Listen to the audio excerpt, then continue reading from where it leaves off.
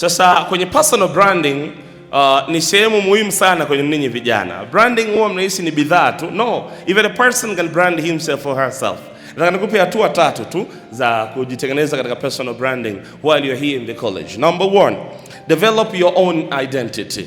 Yani kuanzia hapo ulipo, certificate, uko madini, diploma, bachelor, whatever, uko PCBE, UDOM, vyote mliopo hapa. Nataka tukuone leo unatengeneza your own identity.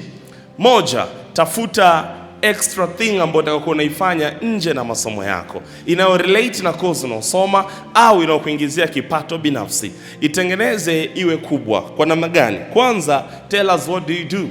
How will you tell us?